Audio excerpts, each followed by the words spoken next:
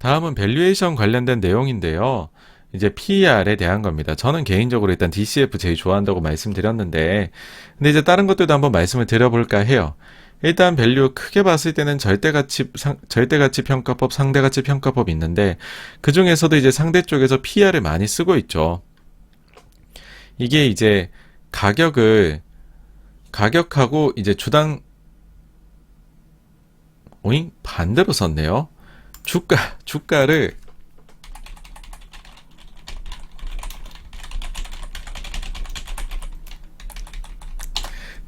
주당 순이익으로 나눈 것이죠. 예를 들어서 주당 순이익이 100원인데 주가가 1000원이다.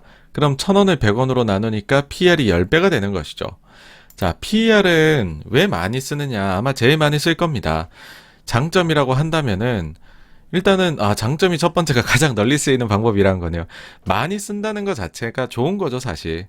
그럼 다른 사람들이 이해시키기 쉬우니까. 두 번째는 이제 이해하기가 매우 쉬워요. 직관적이에요. 지금 얼만데, 그래서 얼마 버는데, 회사가 이익을 잘 벌어야 주가가 되지 뭐, 이렇게 생각하는 관점에서 보면요.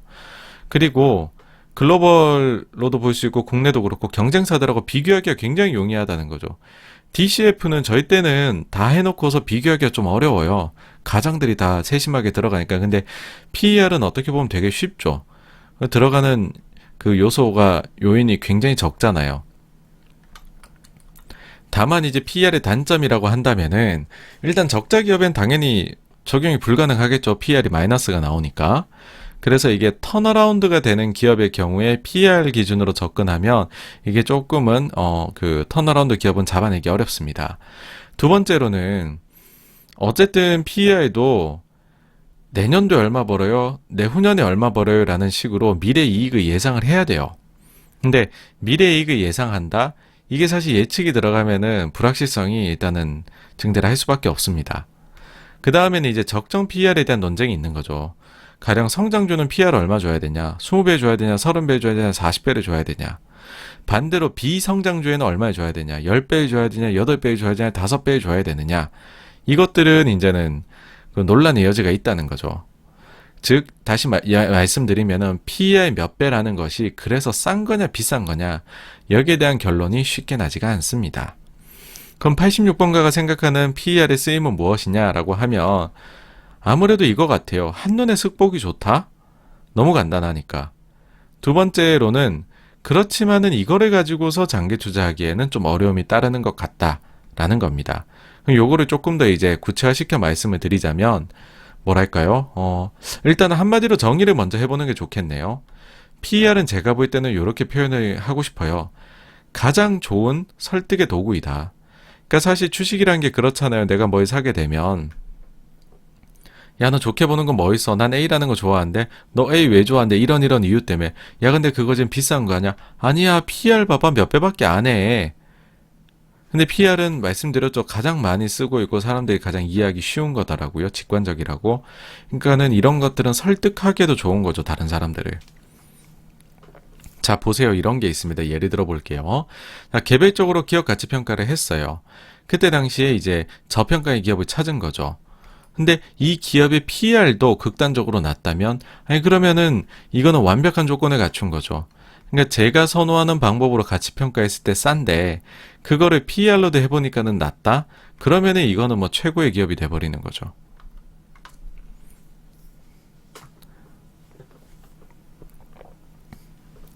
근데 이제 이런 것들을 현실에서는 어떤 식으로도 얘기를 하느냐, 과거 사례를 제가 한번 보면 이런 것들이에요. 사람들이 흔히들 어깨에서 하는 게 이거죠. 자, 이거 봐봐, 나 뭐 하나 찾았어. 막 이러면서 이제 흥분해서 얘기합니다. 아니, 이 산업은 진짜 성장이 없는 건 맞아. 장기 비전은 없을 수 있어. 근데 아무리 성장이 없고 고루한 산업이지만 PER이 2배, 3배밖에 안 된다니까. 너무 싼 거 아니야? 아니, 내가 이거를 많이 주자는 것도 아니고 2, 3배짜리를 4배는 줄 수 있는 거 아니냐.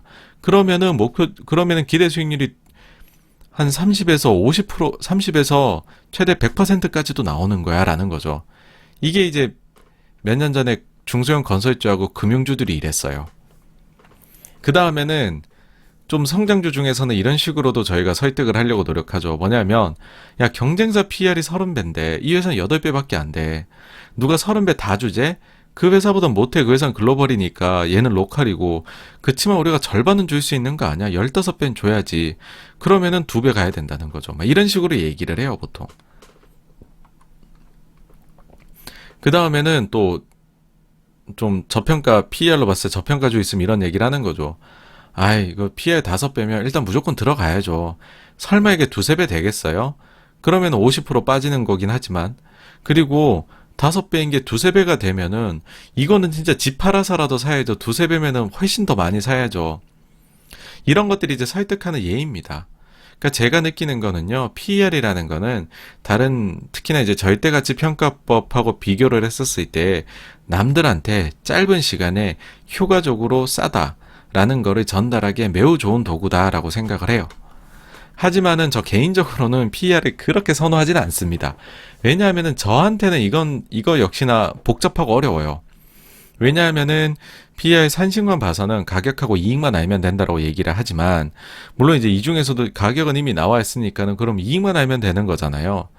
근데 이익을 알아도 우리가 이익이 나와 있는 이익 가지고 하는 게 아니라 미래에 얼마 벌 건지를 우리는 생각을 하게 된다는 거죠. 그럼 미래에 얼마 벌 건지 하고 그 미래에 버는 거에다가 목표 PER을 또 해야 된다는 거죠.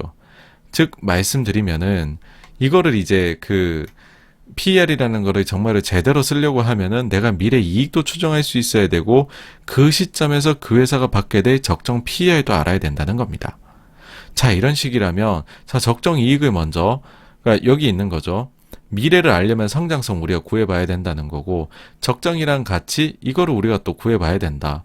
근데 성장성이란 말은 향후 그래도 몇 년은 봐야 될 텐데, 그러면 이게 추정의 기간이 길어질수록 내가 틀릴 가능성이 높아진다는 거죠. 그럼 사실 DCF하고 달라질 게 별로 없어지는 그 느낌이 저는 개인적으로 있습니다. 물론 DCF가 훨씬 긴 기간에 보긴 하지만요. 그리고 이제 두 번째로 아까 말씀드린 적정 PER이 몇 배이냐. 이 적정성이라는 거는 그래서 그 성장성 대비 얼마의 이제 숫자를 주느냐의 여부인데, 근데 그러면은 시장 상황에 따라 이게 변화가 크다는 거죠. 뭐냐 하면 우리가 성장이 흔한 증시가 있고 희소한 증시가 있어요. 그러면 성장이 흔할 때에는 PER이 성장주라고 해도 많이 받기가 어렵죠. 반대로 성장이 희소하면 성장주에 대해서 주는 밸류에이션 멀티플, 퍼 멀티플이 굉장히 높을 겁니다. 그러면 이거는 결국에는 그때 당시에 증시 상황이 어떨 거냐? 그러면 이게 결국에는 또 금리 얘기로까지 흘러 들어갈 수밖에 없다는 거죠. 그러니까 이게 너무 전반적인 걸 다 봐야 되는 요소라고 저는 생각이 든다는 거예요. PER도요. 그래서 PER도 처음 시작할 때는 장점이 간단하다는 거였는데, 아이고 이거 깊게 들어가 보니까는 다른 밸류에이션 방법처럼 결국은 다 봐야 되는 복잡해지는 방법이구나. 그러면은 다시 한번 말씀드리지만 이 간단하다는 장점이 사라지는 것이 아닌가라는 생각이 들기 때문에 저한테는 좀 어려운 방법이다라는 겁니다. 그래서 PER을 이제 어떤 식으로 사용하느냐에 따라서는 좋은 방법이다인데, 뭐 저 개인적으로는 제가 좋아하는 가치평가 방법은 따로 있으니까 일단 그걸로 해보고 그 다음에 그거랑 이제 PER을 한번 비교를 PER로 했었을 때 몇 배 정도가 나오는지를 보고서 이게 이제 뭐 그 남들이 보기에도 싼 정도로 보인다라고 하면은 그때 가서는 이거는 사실 뭐 DCF로 복잡하게 얘기하기보다 PER을 바탕으로 해서 PER이 어떻게 보면 많이 쓰는 거고 간편하니까 좋은 설득의 도구니까 그때 이제 설득의 도구로서 이용하기엔 용이하구나. 근데 뭔가 투자 판단을 내릴 때 싸다 비싸다를 할 때 내가 너무 PER 가지고 판단은 내리지 말자. 그런 정도 생각을 가지고서 PER을 86번가는 바라보고 있다. 그렇게 결론적으로 말씀드릴 수 있을 것 같아요. 네. 여기까지가요. 밸류에이션에 대한 내용이었고요. 다음으로 넘어가겠습니다.